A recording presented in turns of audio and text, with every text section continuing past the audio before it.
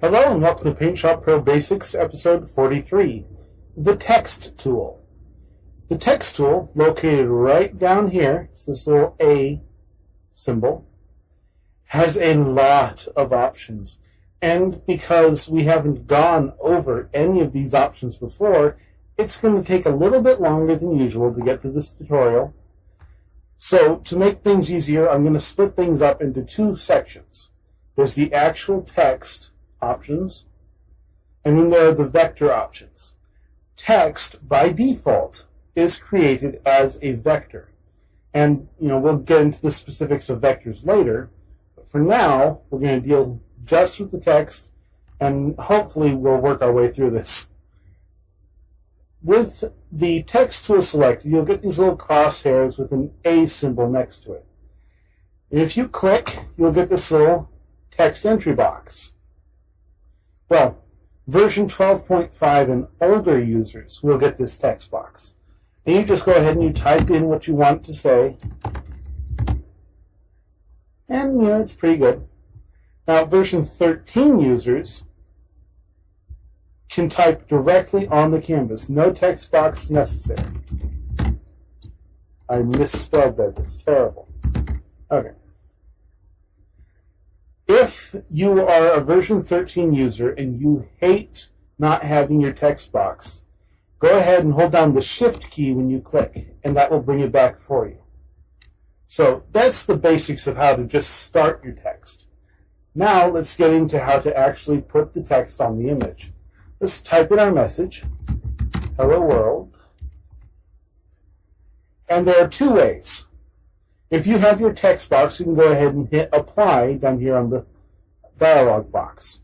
If you're typing directly on the image, come up here and you have this little accept check mark. This is your cancel button, as we have down here as well. And one last thing I want to show you. So if I hit apply and I click, you'll notice I start off with a blank text. However, if you want it to remember what text you entered in last time, for example, if I say, hello, Jack, hit OK. Oops, my bad, I did that wrong. So hello, Jack. I'll do it right this time, I promise. Hit OK, and then click again. You'll notice it fills it in for me right off the bat. So what did I do? Funny thing. I'm going to go ahead and cancel. This button right here is your Remember Text button.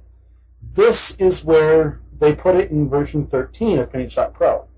If you're still using version 12 or you're using the dialog box, it's a little check box right here.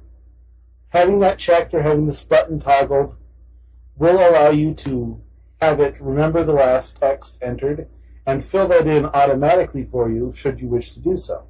It's a handy feature, but I never leave it on. So I'm just going to take that off, hit apply, and erase all of my work. Okay, so your basic text settings are fairly simple. You have your font, which refers to the font name or typeface. This is what your font looks like. So I'm going to just grab something, what doesn't look too ugly. There. Go ahead and click. I'll be using the text box as often as possible to make it comfortable for users. But hello world. That's an ugly text. Whatever. Then you have your size. Now size and units right here correspond to each other. In a word processor, they use what are known as a point system. A single point is 1/72 of an inch. And so if you keep it on points, then size will match up with what you're used to on a word processor. Really nice because, let's face it, you're going to be eyeballing it to begin with. It doesn't really matter what this number is. However, if you know exactly how tall you want your text to be in pixels, you can go ahead and, from the units drop-down, select pixels. Now you'll notice that size changes to accommodate the change. Because again, points are designed around inches, actual physical inches. But the size dialog box will maintain most of your same numbers. Then you have your font styles. You have your bold. Didn't do anything to this text. Your italics, your underline, and your strike through. Alignment is kind of fun. Alignment aligns the text around where you clicked. So right now, because I have my alignment set to center, it's centered around where I clicked. If I hit left alignment, it will start where I clicked. If I hit right alignment, it will end where I clicked. Pretty simple. I'm going to go ahead and center that again. Next, we have our direction. Direction is kind of fun. If you're using Asian text, or if you want to have the text going down the side of the image, lots of reasons to do this, you can pick one of these three options. This is your horizontal and down, so it's from left to right, top to bottom. This is your vertical and left, so from top to bottom, right to left. If I do that, you can see what happened there.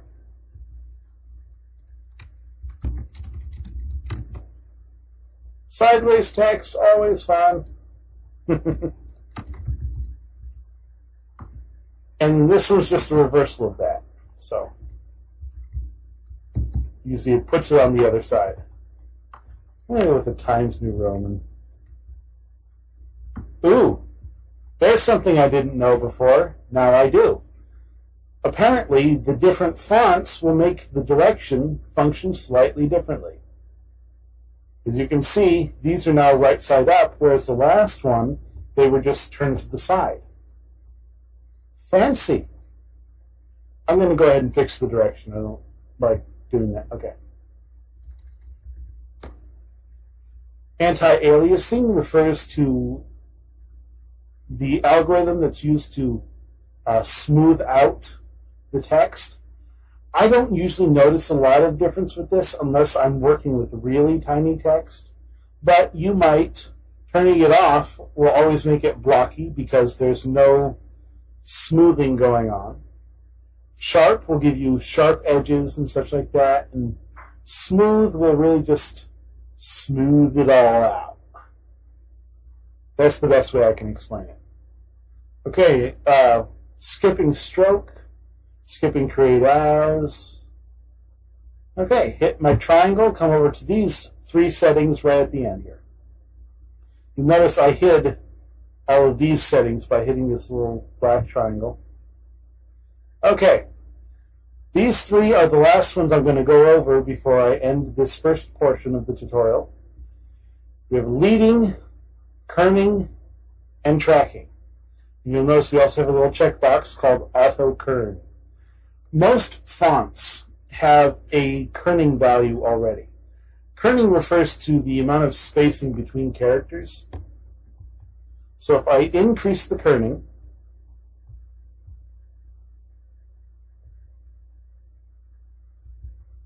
you can see how the layers just get further apart the higher up I go. If I drag this down, faster, I can bring them together, they can start to overlap. If I bring it too far down, they'll just reverse. So, spacing, kind of an important factor. I'm going to set this kerning back down to 0. Now, like I said, most fonts already have a default kerning value. If you want to use that, you click this checkbox for Auto Kern, and that will automatically turn the kerning on. If I deselect it, it will use whatever kerning I have set. In this case, there's no difference. Tracking, right next to kerning over here, it also refers to spacing, but it measures equal spacing between characters. So if I increase it, all of the individual characters are spaced evenly from each other. Kerning is just spacing. Tracking is even spacing. And leading, the last one, refers to multiple lines. So if I go world and increase my leading, I can double space. My bad. I can go ahead and double space that, triple space, have them overlap, reverse the order. There are lots of options available to you using these default settings. And those are the basics for using the text tool. I'm going to leave you there for now. We're getting into the vector options next, so stay tuned.